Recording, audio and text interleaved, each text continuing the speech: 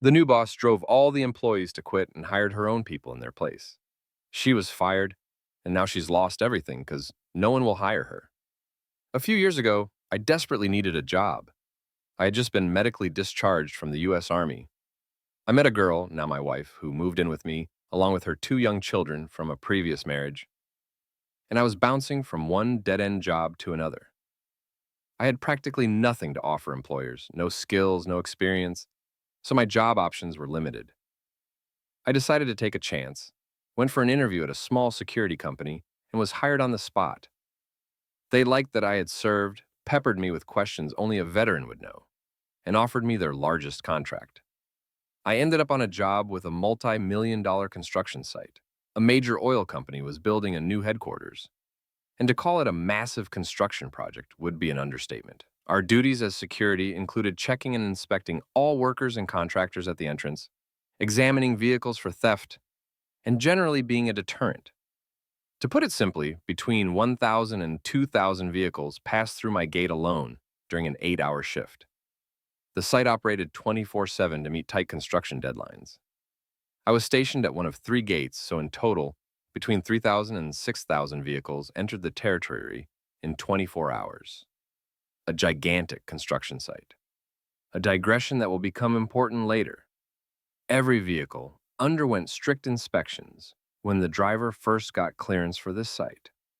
After that, a special sticker was placed on the vehicle, and it was allowed to enter the construction site. We checked for the sticker and then scanned their badges through a verification terminal. If all the badges passed the check and the sticker was in place, we let the contractors onto the site to work. It was great working there.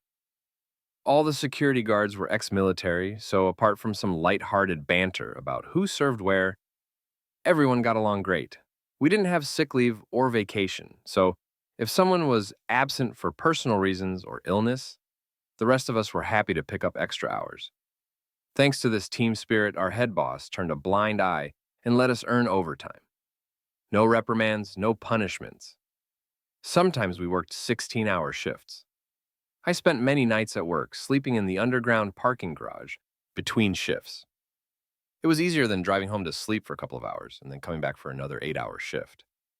We worked outdoors in all weather conditions and were on our feet the entire time. Sitting down to rest was an almost unattainable luxury. You couldn't leave your post for any reason unless a supervisor relieved you. He was supposed to come by twice a shift so you could run to the bathroom or grab a bite.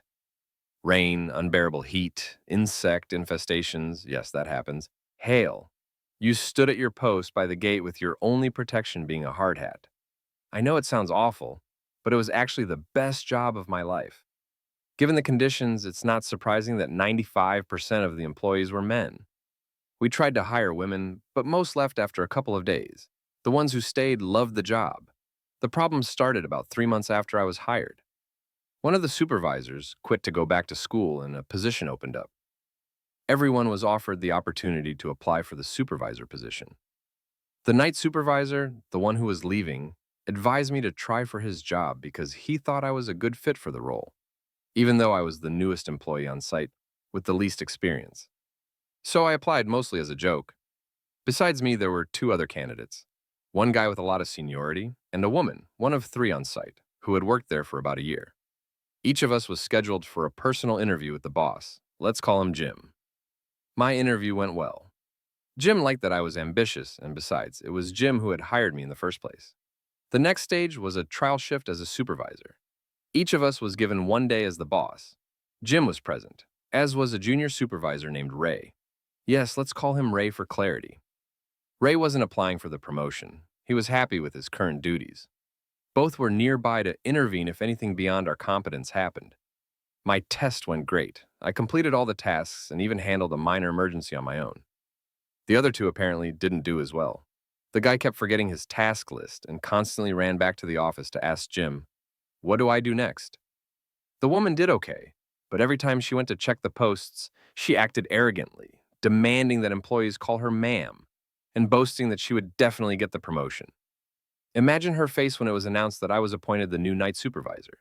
She was furious.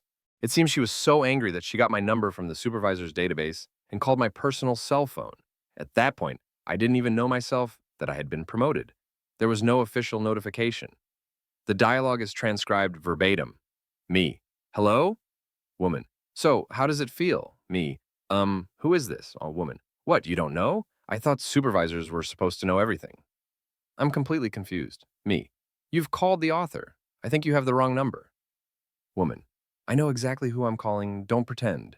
You got the promotion because you're all a bunch of damn sexists. Me. I got a promotion? Cool. Woman. That promotion should have been mine. But I guess since I'm not in your boys' club, the position was just given to you. If you don't turn down this position in my favor, I'll complain to HR about all this sexism and you'll all be fired. Me. What sexism? I got the job because I passed all the tests. Isn't it sexist to think you should get a promotion just because you were born a woman? Isn't that in itself sexist? Woman. But only men get management positions. 95% of the employees on site are men. Statistically, it's more likely that a man will be promoted. Sorry you didn't make it, but that's not my problem. I hung up and immediately called Jim and Ray to tell them about the call. They confirmed that yes, I had been promoted. They themselves didn't understand how she found out and said they were going to file a complaint with HR against her for stealing my number from the work database and threatening me. And that's where the story should have ended. But no, dear readers, it's just beginning. 2 or 3 months pass, and I'm starting to settle into my role as a supervisor. The woman was removed from the site, and the employees were happy that I was now the boss and she was gone. Everything was going smoothly, and I started to get closer to the staff, especially one guard whom nobody liked. Let's call him Victor. Victor was a Marine Corps veteran who participated in the first invasion of Iraq and had severe PTSD. Because of this, he was very short-tempered, constantly argued, and acted like a real asshole to everyone who spoke to him. But I liked him from the start, and we quickly became close friends. Every night I would visit him between my rounds, and we would talk. I eventually convinced him to go to the Veterans Association and start therapy for his PTSD. He was also continuing his studies and was going to apply for a master's degree, thanks to Ray, who convinced him not to drop out of school. Victor just needed someone to listen to him. I became that someone. He would lash out at me, yell, and get angry, and then we would hug and get back to work. It was his therapy, and I didn't mind. Everything was going well until one day I came to Victor's post. I didn't know at the time that he was on a 16-hour shift, working both day and night, so when I showed up, he had already been on his feet almost all day. He asked if I had spoken to Jim recently. No, I hadn't. It turned out Jim hadn't come to work that day. A couple more days passed, and Jim mysteriously disappeared. 3 or 4 days after his disappearance, Ray called an emergency supervisor meeting. Present were myself, Ray, and another supervisor from the second shift. The meeting was about finding out what happened to Jim. We pooled everything we knew and decided the best solution was to call the main office. Maybe they knew something. Jim wasn't answering his calls, and we started to worry he might be in the hospital, and we just hadn't been notified. At first, we were passed from department to department, but eventually, an HR employee, a friend of Ray's, let it slip. Jim had quit. The woman, the one from the beginning of the story, apparently wasn't kidding. After she was kicked off the site, she hired a lawyer and started a lawsuit against the company. The charges: sexism, favoritism, and sexual harassment. It turned out Jim was a single guy. He and that woman started flirting, then exchanging explicit messages, and the idiot used the supervisor's work phone for it. She had copies of the correspondence, and when the company checked the phone, they found all the evidence that she wasn't lying. There were photos, lots of photos. She was a genius, an evil genius. She knew the old supervisor was going to quit and started making a move on Jim. She pursued him, flirted with him in person, touched him, slept with him, but on the phone, she played coy and let him take the initiative. In the end, the correspondence looked like he was pressuring her, seeking intimacy, and promising a promotion even before it was known that the position would be available. Back then, it was a game, but now it looked like a premeditated plan in case she couldn't get the job, honestly. For the company, this was enough. When Jim realized what was happening, he just quit. We were left without a boss, and even worse, to avoid a lawsuit, the company brought the woman back to her old position, sent her back to our site, paid her compensation for lost work, gave her a bonus on top and a promotion, and promised to hire more women and promote them to leadership positions. This was enough for her to drop the lawsuit. since there was no other authority on site. The three of us supervisors took over managing the site until we were assigned a new boss, or one of us was promoted. Almost 2 months passed, and the woman turned out to be a total demon. She constantly canceled her shifts at the last minute, and since nobody liked her, no one was willing to cover for her. We tried to issue a disciplinary action against her for absenteeism, but she immediately turned it against us and threatened to sue for harassment, claiming that men were never punished for missing shifts. Obvious sexism and the boys' club at it again. But one day she went too far and seriously disrespected a representative from the oil company during his visit. He ordered her to be immediately and permanently removed from the site. When the security company tried to stand up for her, fearing another lawsuit, the representative made it clear. Either the woman goes or he'll switch security firms. The company gave in and transferred her to another site. Although the woman disappeared from our lives forever, the nightmare she started was only gaining momentum. The company finally found a suitable replacement for Jim, a woman, to satisfy the conditions set by the woman's lawyer. Our new boss's name was, well, I have many names for her, but let's call her Tasha. With Tasha, everything went sideways from the very beginning. She worked on the site for almost 2 weeks before she even introduced herself to any of the second shift supervisors, or me. I was still working nights. What kind of boss is that? 2 weeks and not a word. It took her another month to get to know all the guards. The site was busy, sure, but not that big. The start was, to put it mildly, unsuccessful. She had no military background and seemed to have no respect for the fact that all the guards and supervisors were military veterans. Most of us had served in combat zones and were completely self-sufficient people. But she saw us as dumb jocks who needed constant supervision. The word micromanagement doesn't even come close to describing her level of interference. And it would have been fine if she was improving something or making processes more efficient. But she could barely handle the simplest tasks, constantly made idiotic decisions, and just annoyed everyone with her presence. The three of us supervisors tried to train her, to bring her up to speed, but she didn't listen to our advice at all. About a week after she met the team, the situation started to worsen. Reprimands began to pile up on our desks, dozens or more for a single employee. And although they were technically fair, they were the most petty complaints imaginable. Her favorite reason for a reprimand was a uniform violation. A loose thread, reprimand. Dirty boots, reprimand. Didn't like your haircut, reprimand. Foggy glasses, reprimand. And the most epic one, she issued a reprimand to a guard for having a wet uniform because it was raining outside and we were forbidden to leave our posts. At each post, there were guard booths. It was a tiny room that could barely fit a chair and a desk for records. There was a small air conditioner and a mini fridge to store water and lunch. But no one could use these booths because they were too far from the actual gates. You could see them, but we had to manually let cars and employees through, and the badge scanning terminal was right at the gate. When you scan a badge, a green or red light comes on, and a beep sounds to let you know if you can let the person in. But if you're sitting in the booth, you can't hear the beep. Remember, this is a construction site. You can't see the light either. So you have to stand at the terminal, look at the indicators, and decide whether to let them in or not.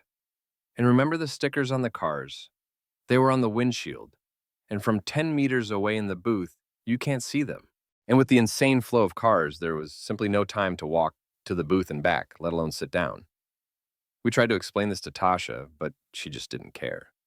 It also became perfectly clear that she was deliberately targeting a specific guard. Every conversation, every disciplinary meeting, everything was directed at just one person. Eventually, the person couldn't take it anymore and quit, and as soon as he left, she moved on to the next one.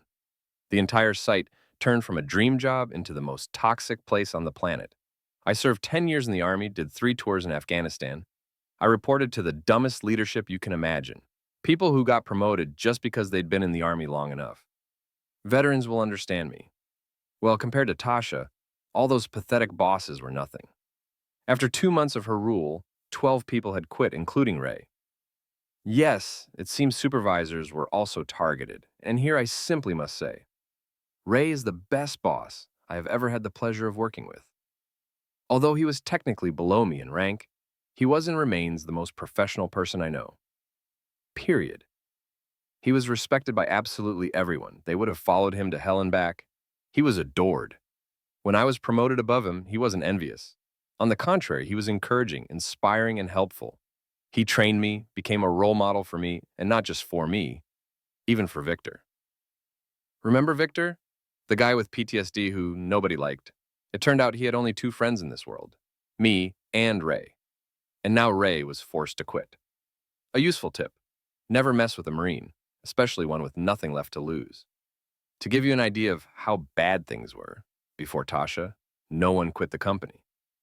Sure, some left for better offers, some new guys couldn't handle it, but generally people had been working at this site since the beginning of construction for 5 years. Some had been with the company for 10 years. These were the people Tasha was driving out. I hadn't smoked in 3 years, but things got so bad that many employees started smoking again, even me. You would think that with so many resignations, we would have a staff shortage, but no.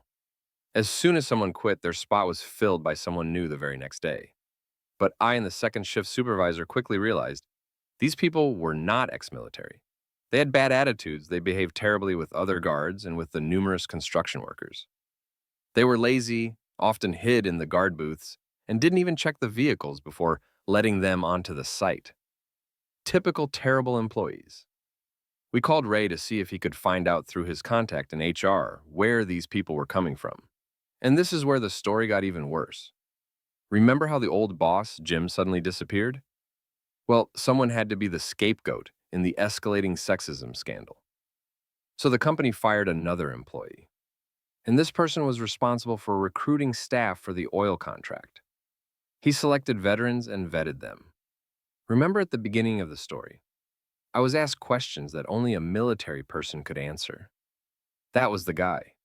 He was removed, and we were no longer sent any veterans, simply because they fired the only person responsible for it. The reason for his dismissal: he hired Jim. And now, get this. It turned out Tasha used to manage security for an office building in another part of the city. But her contract was terminated, and she and her entire team were out of a job. Some of her guards were reassigned to other sites, but they were paid peanuts, around minimum wage. But we were paid well, a starting rate of $15 an hour, because the contract with the oil company stipulated that only ex-military personnel should be hired for the site. Years later, I learned that she lost that lucrative contract not because it was expiring, but because she and her guards were so useless that the building management hired other people. And the person in charge of contracts was sleeping with Tasha. They covered up the story of the lost contract so she wouldn't lose her job. And when that employee who recruited military personnel was fired, her lover took his position. As a result, Tasha got a new site, a pay raise, and a promotion, simply because she's a woman and sleeps with the right person. There's sexism in action for you. What irony. And that's not all. All those reprimands and bullying at our site were part of a plan to force the veterans to quit so the company could replace them with just anyone, citing a loophole in the contract with the oil company. There was a clause allowing them to hire non-veterans in case of an acute staff shortage. And who do you think filled the vacant positions at our site? That's right, Tasha's old guards, the very ones because of whom Tasha's contract was terminated. And why them specifically? Because Tasha herself requested them by name, the highest-ranking manager on site.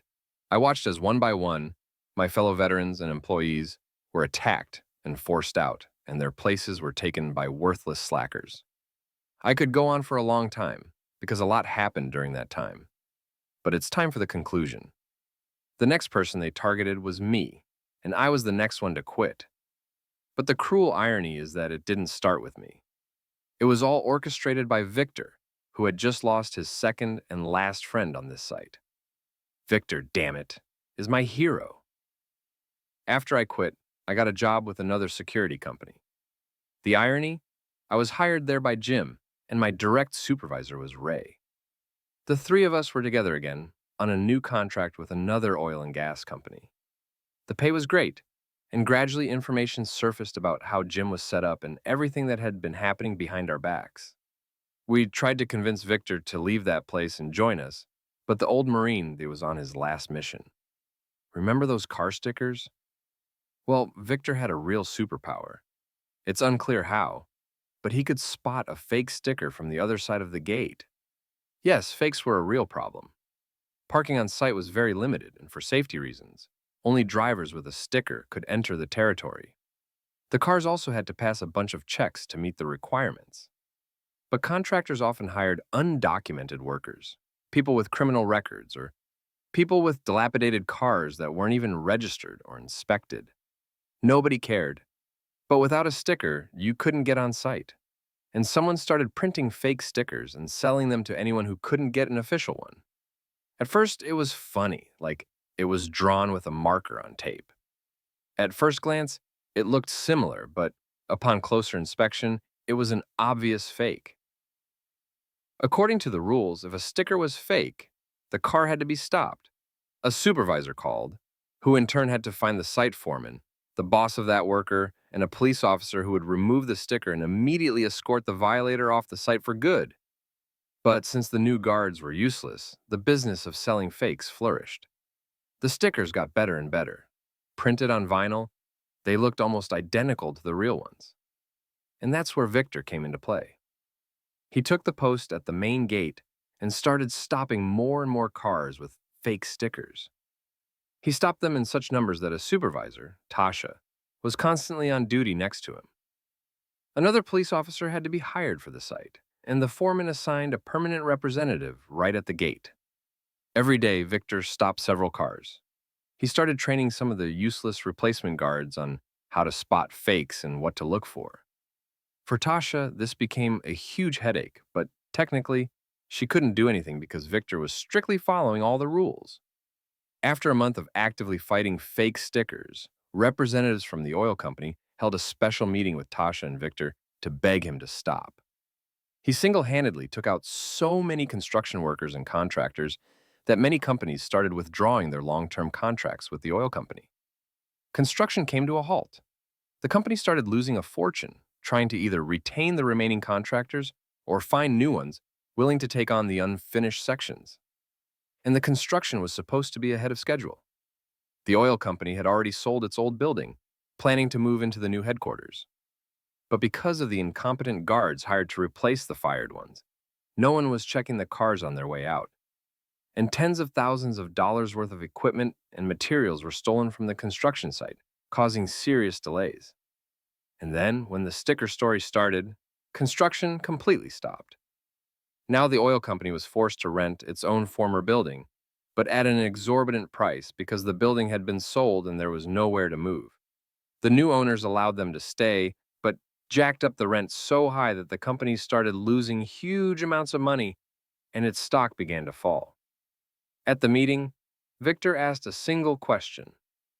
So you're going to change the regulations so that now drivers without permission can enter the site?